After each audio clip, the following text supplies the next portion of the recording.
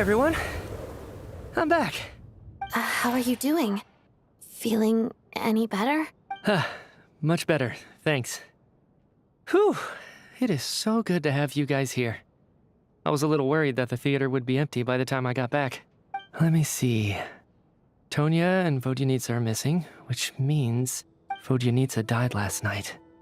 And then you discovered that Tonya was the other dead person. Am I right? Not Tonya. Petashka. First, tell us how you made it back here. Given the conditions outside, no one should be able to return alive. You're right. The thing that got me back safely was a song. I heard someone singing. After walking into the snowstorm, my mind grew hazy. I don't know how long I walked through the storm before my mind completely slipped away. Then, suddenly, I heard the sound of singing. The voice instantly brought me back to my senses, and I regained consciousness. So I followed the voice, searching for the source of the singing. I searched and searched, until finally, just a few moments ago, there was the entrance to the theater, right in front of me. I've actually never performed this song in the theater before, because it has more of a ceremonial purpose for our people. It's not meant for the stage. It means something like, "May those we have lost watch over us, and follow this song back home in the night, so that we might be reunited once more." That must have been Vodyanitsa's Requiem. Who knew it actually worked? That song is meant to guide the souls of the dead. Mitya, that must mean that you... Huh. No kidding. Seemed like I guessed right then. This is what I've been so desperate to tell you about. When I first stepped out of the theater, I was still quite lucid. My memory of it is still pretty intact. I remember the outside world being completely different than what I'd expected. It was like this was a world where only the snowstorm existed. There wasn't a trace of any humans or buildings ever having been there. I don't know how else to describe it, except to say that it just didn't seem like the real world. And as for the Requiem, if I was guided here by Vodyanitsa's song, it can only mean that I must already be dead. And this is my soul, not my body. But I didn't experience a clear moment of death while I was out there. Nor do I feel any different now than before I walked into the snowstorm. You don't seem any different to me either. In fact, this is something I've been wondering about for a while now. If souls aren't physical, shouldn't they lack tangible form? Both Shram and Petashka were clearly deceased, and yet their souls didn't look or feel like ghosts at all. They were visible, tangible, no different than you or me. This raises a truly terrible thought. Is that really what Mitya is suggesting?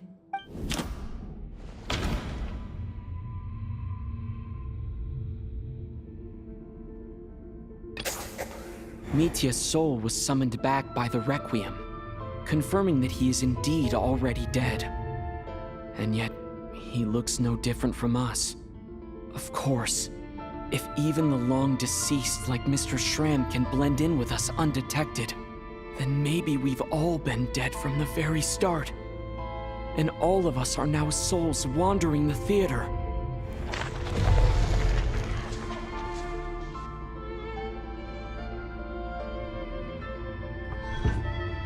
Yes. I think that this is probably the afterlife. What did you say?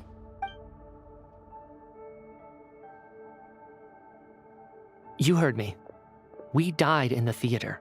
All of us did. But due to an obstruction in the theater's ley lines, our souls are trapped here, while an endless, infinite snowstorm rages outside. It's ironic, really.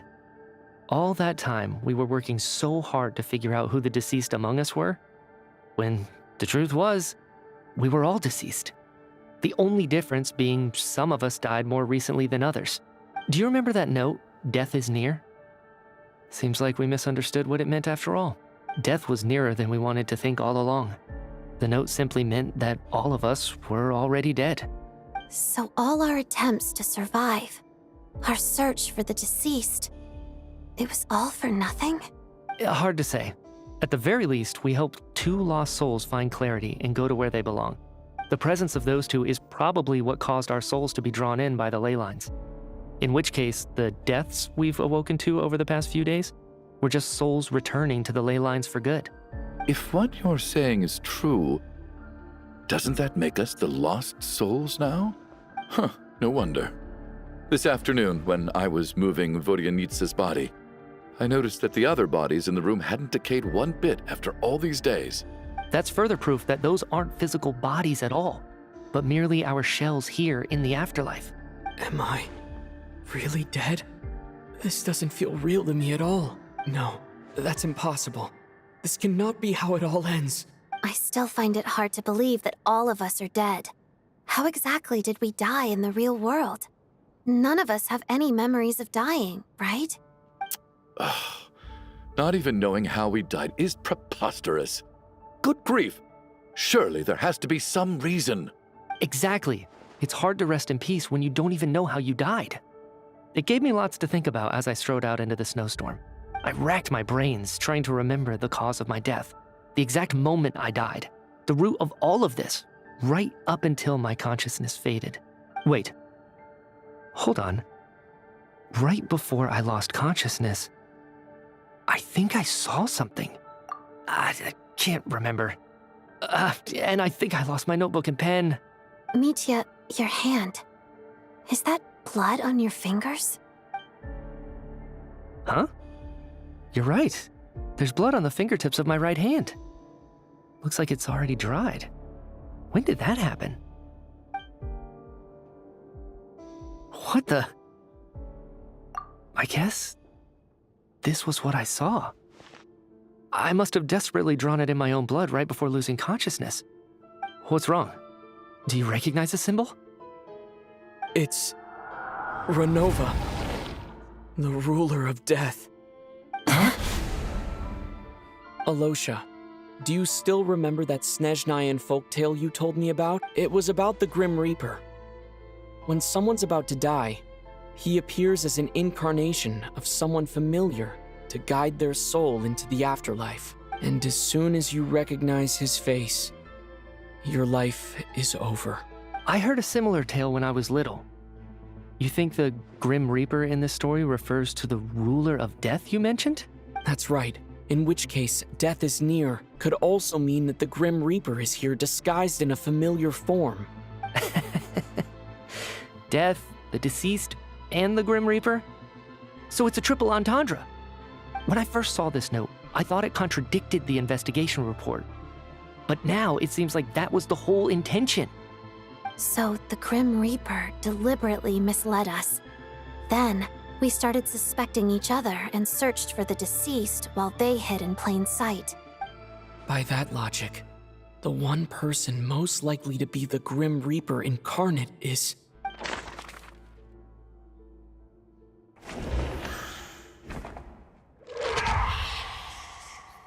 No doubt about it. It's Alosha. Looking back at how everyone has acted over the past few days, Alosha is most likely the Grim Reaper lurking among us.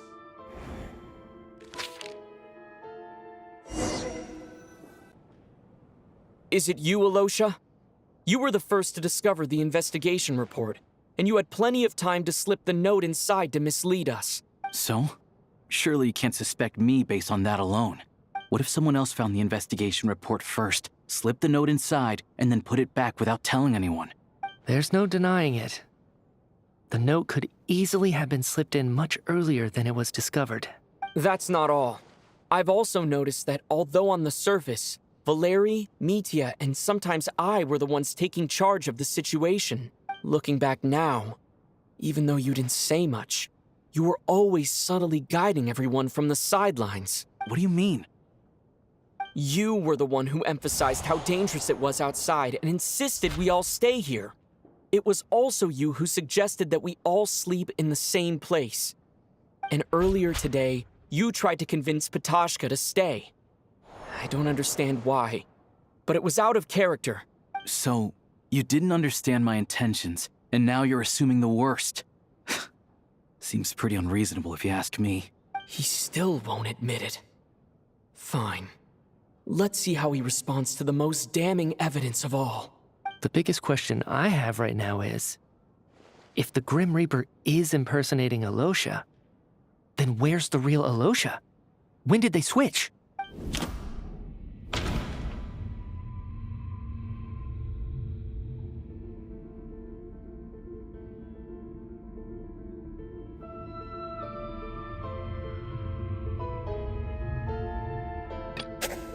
No, nothing related to Alosha happened that night.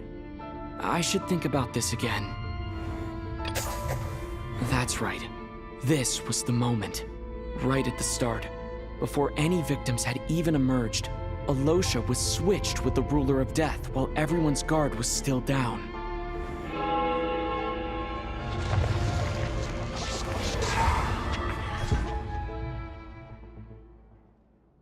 When all this began, right after the performance ended and the snowstorm began to pick up, no one suspected anything unusual. We just assumed we were snowed in. It wasn't until we discovered the bodies the morning after that we realized something out of the ordinary was going on. But it's clear now that the oddities actually started earlier than that, when Demoff walked into the snowstorm and never came back. Right. So Mr. Demoff was the first victim, not Sobolova and Torgov. And if we pinpoint that moment as the beginning of this incident, then one thing becomes clear. Alosha, you are the only person who walked into the snowstorm and came back without the help of Vodyanitsa's Requiem. More precisely, Alosha never came back at all. The one who came back was the Grim Reaper. Not bad. Well, since you've backed me into a corner, I suppose there's no point in keeping up the act anymore. Alosha? You're the Grim Reaper? I am no such tired cliché. Mortals should address me as the ruler of death.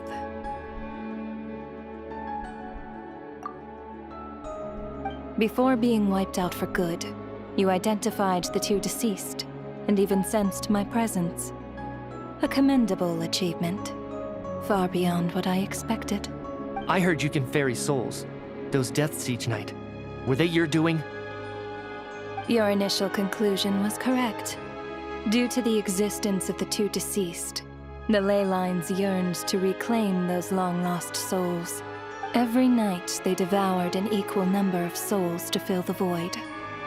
This required no intervention from me.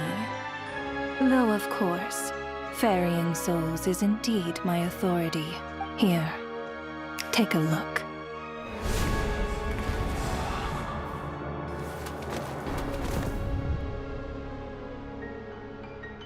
What are you doing?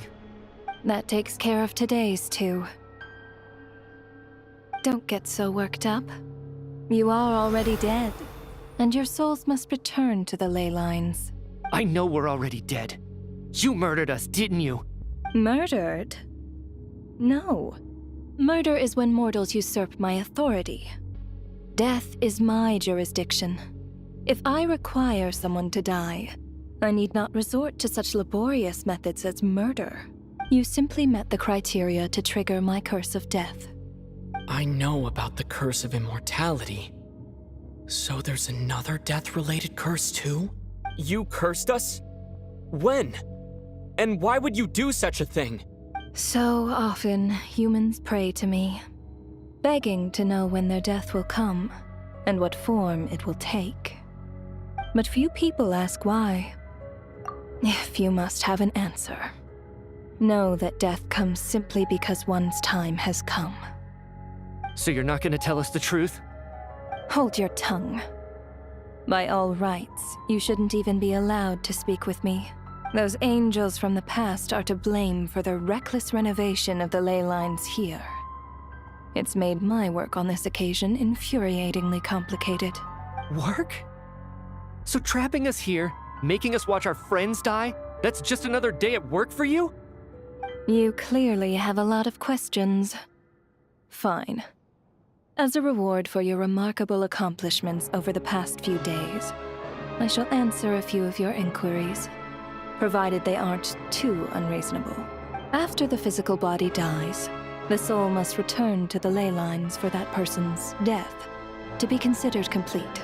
My work encompasses the entire process of death, including, naturally, the guiding of souls into the ley lines, with which you are now so familiar.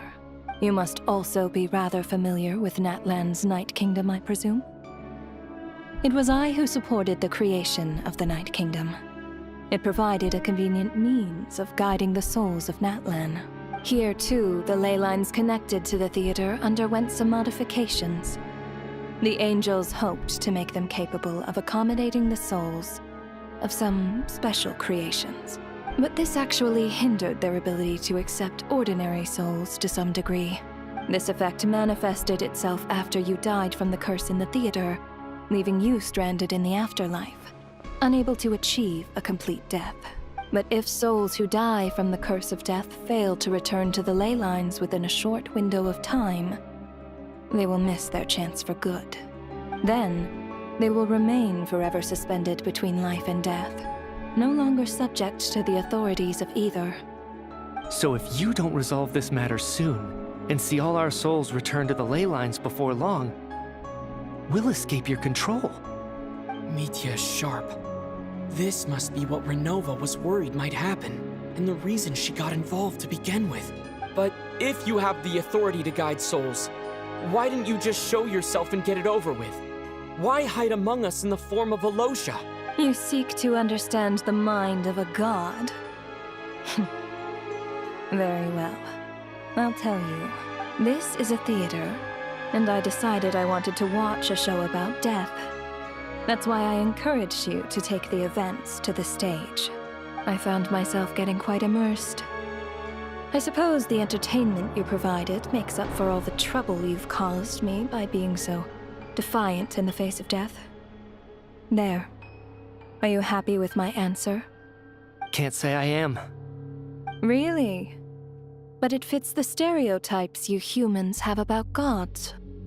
Just moments ago, you were complaining about how infuriatingly complicated your work here has been. Work is work, I get it. There are times when it's a huge pain, but you just have to get it done, right? That's a rather unique perspective for a human. You are in fact correct. There is a pain point in this case. Due to the obstruction in the theater's ley lines, there is a hard limit on the number of souls they can receive each day, making it impossible for me to ferry all your souls at once. Revealing my identity too soon would inevitably have led to futile resistance, and there was a risk that any souls who chose to run would disappear. Then there was the issue of the 2 lost souls you called the deceased. The way you resolved that quandary was all part of my design. That's what I don't understand. If all of us were souls of the dead, what made their presence among us special? For centuries, they have refused to return to the ley lines, exploiting the issues created by the angel civilization to resist being drawn in. Centuries of obsession accumulated during this process. You may think of this obsession as the resentment of the dead, and in this quantity, it was a bomb that could have detonated at any moment. It reached the point where I could not afford to leave it unchecked. But the only way to fix it was to help them acknowledge their own deaths, make peace with their regrets, and willingly walk into the snowstorm. Only then, with my guidance, could they finally return to the ley lines. Otherwise, you would not like to know what the consequences would have been. I vaguely remember seeing Batashka, but in the most terrifying form. Was that in a dream? Is that what would have become of her if she hadn't returned to the ley lines? I see your dreams brought you many revelations. So you see, death in fact grants wisdom to mortals. Souls connect to all things in the world and see the chain of cause and effect between them. It's nothing unusual. Anyway, Giving psychological counseling to lost souls is not my strong suit. That is more of an angel's role. It was something I could not resolve directly using my authority, so I decided it was easier to leave the bomb defusal to you. Meanwhile, of course, their presence caused the souls of other members of your party to return to the ley lines each night. From where I stand, that was killing two birds with one stone. As both issues slowly resolved one another without me having to lift a finger, all I had to do was stay close by and keep the situation under control. Then use my authority to wrap things up at the end. And, of course, while I was at it, I thoroughly enjoyed watching this drama, dealing with death from a mortal perspective, play out on the stage. Sounds like you had it all figured out, Grim Reaper. I just did the math. You said there's a hard limit to the number of souls the ley lines here can receive each day. It's 2, isn't it? That much is obvious, even to a fool. It's time to review this whole affair. If the ley lines can only take in 2 people per day, I need to go over the deaths from these past few days again.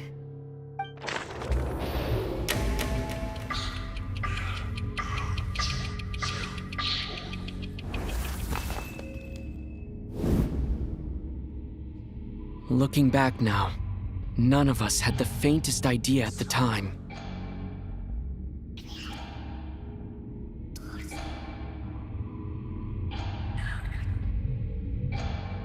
From the moment that staff member named Demoff walked into the snowstorm, the incident had already begun.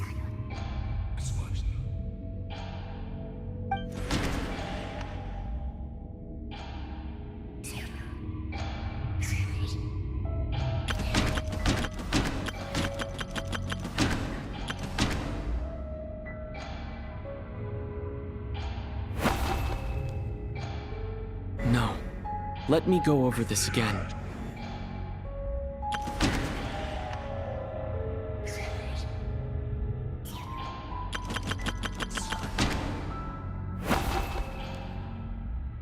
No. Let me go over this again.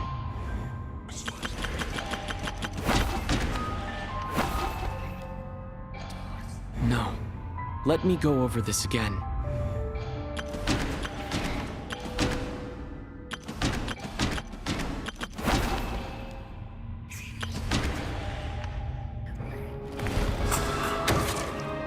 Alosha was the second to walk into the snowstorm after Demoff to investigate. During this process, the ruler of death assumed his identity, making him one of the victims.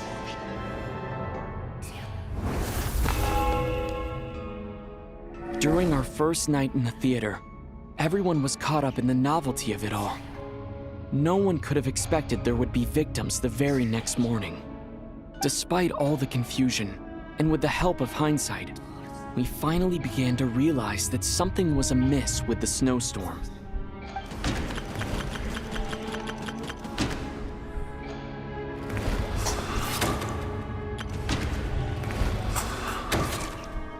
The ley lines devoured Torgov and Sobolova on the first night. At the time, we thought this might be a murder case connected to Lelik.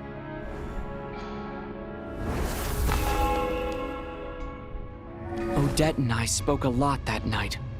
3 people were on watch, but in the morning, we discovered that someone had fallen victim all the same.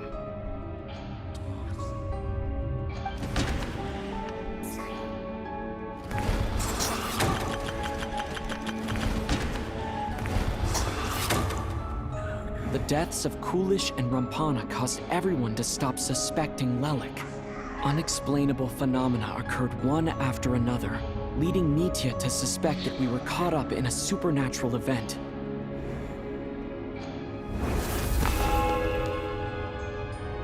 Later, we discovered that there seemed to be an extra person among us, and subsequently discovered the existence of the deceased.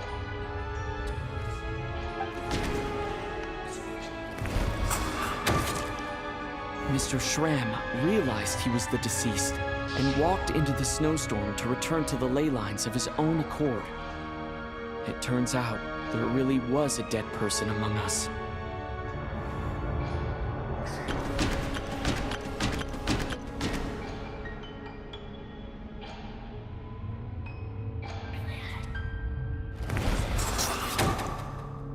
He thought it was all over, but Mr. Valeri's death was a rude awakening for everyone. The ley lines consumed him during the night regardless. A lot happened today. Mr. Valeri's death led us to discover the connection between the number of deceased and the number of victims during the night.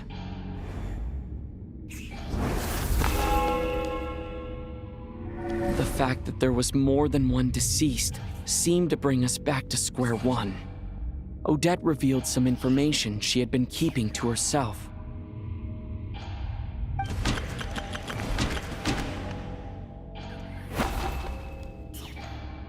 Although Mitya did indeed walk into the snowstorm that day, he returned from the ley lines with the help of Vodyanitsa's Requiem.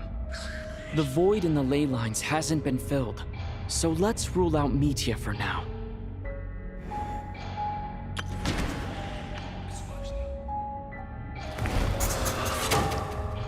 Vodyanitsa was swallowed by the ley lines in her sleep, but the Requiem she sang before falling asleep was quite a game changer.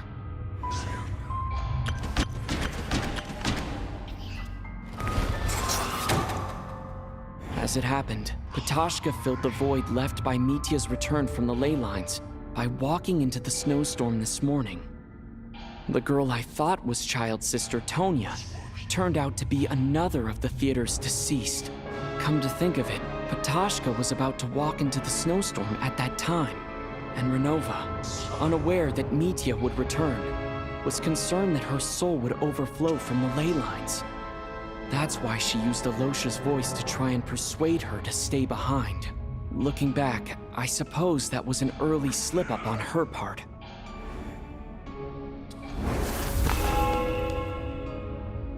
No one could have expected anyone who walked into the snowstorm to return. But just after nightfall, Mitya returned, bringing crucial information with him. Various truths began to surface, including that all of us were already dead and that the ruler of death was here among us. Then, after revealing her true form, Ranova callously claimed 2 souls.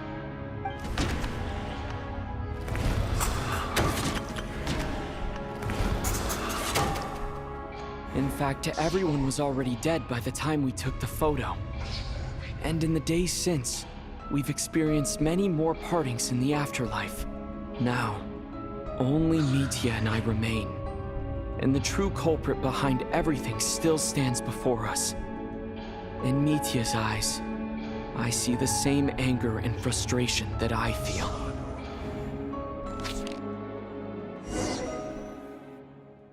That covers everything. It's all clear now.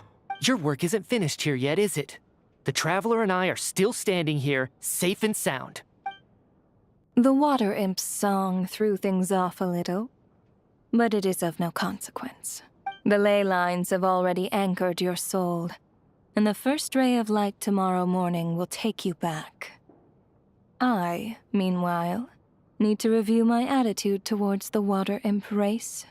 So the reunion in the night that Vodyanitsa mentioned, I suppose that was never meant to be a permanent reunion.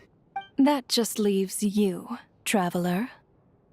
My power only allows me to temporarily separate your soul from your body. The ley lines of Tevat would not accept you, and your soul is firmly anchored to your body by your will. For a descender like you, who is not bound by Tevat's rules, your death can only be brought through the most violent of means, such as directly destroying either your body or soul. I have no interest in involving myself with Descenders, for now.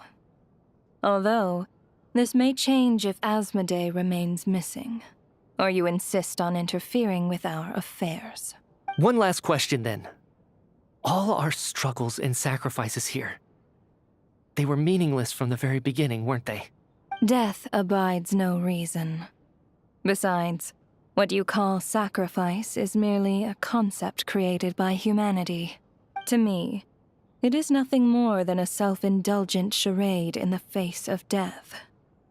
Mere mortals fantasizing that their actions could reclaim something from my grasp. A truly laughable idea.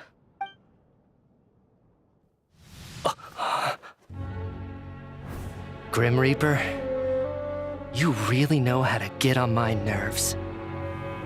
I'm not here to ingratiate myself with you. I kill merely because your deaths are necessary. Oh, you've made that quite clear. But humans don't take well to being scorned. Not even by the gods.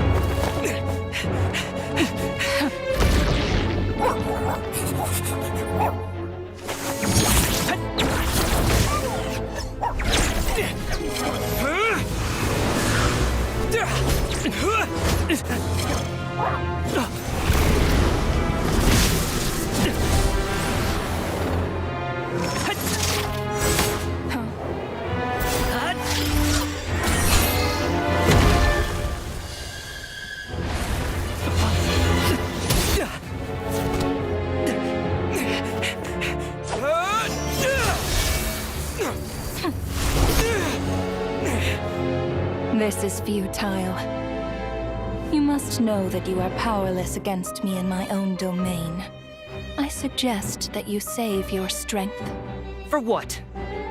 Maybe we can't change it. But if nothing else, we can at least teach you to have some respect for the dead. Audacious.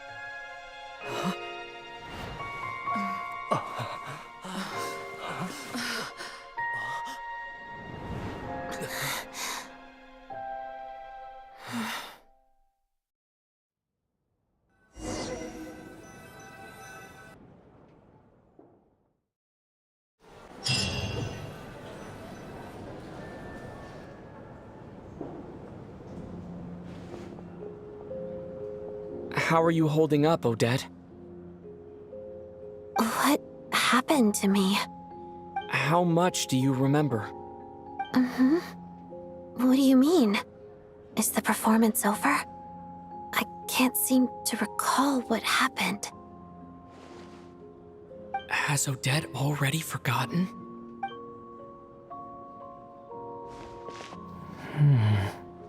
Mitya? Oh, I'm sorry. I guess I spaced out there for a second. Remind me who you are? Don't you remember anything? Yeah, I remember now, comrade. Looks like we guessed right. Just like me when Odette found me at the Armory Palace. For some reason, everyone killed by the Ruler of Death eventually came back to life. Just with one catch. They forgot what happened while they were dead. Odette and the others have already forgotten everything. Why were you able to remember this time? Could this be the reason? You said this is the Ruler of Death's symbol, right? I don't see anything there. You don't? Huh. Okay, I guess that makes sense. I carved this into my hand in the afterlife, so it's not visible in the physical world. Does that mean I carved this symbol into my soul? What an unsettling thought. Still, at least I get to remember what happened. I suppose it's a blessing in disguise. What about you, though? The ruler of death mentioned that you're a descender? Is that why you can remember? A full explanation would get complicated very quickly. But that's essentially it. Well then, now that it's all over, let's figure out what we've learned. The first thing I notice is that everything here is precisely as we left it, right before our deaths. This confirms that time passes differently in the afterlife than in the real world. They say that right before death, time slows down, and your whole life flashes before your eyes.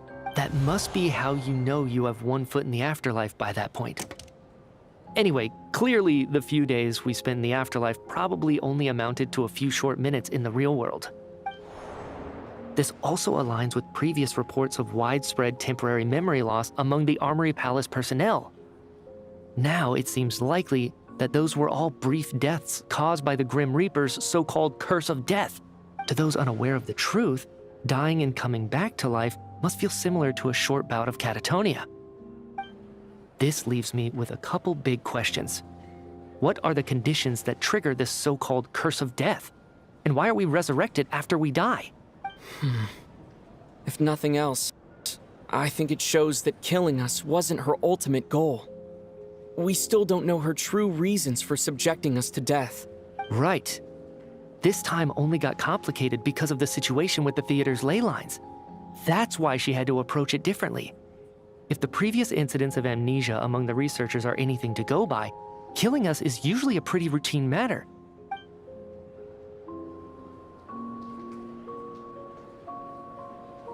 Come to think of it, wasn't I about to note something down before I died? I can't remember what it was, but I think it was something related to my research project. Sorry, Traveler. I'll catch up with you again later. Right now, I have to make a trip back to the Armory Palace. Sir, if I may, no one of your description has ever shown up in my investigations into Mr. Mitia's friends. Yet, you two seem very familiar with each other. Could you perhaps tell me where he was in such a rush to get to? And, by the way, have we ever crossed paths? Forgive the presumptuousness, but I feel a vague and indescribable sense of familiarity about you. I can explain everything. Could you help me gather everyone in the theater in one place?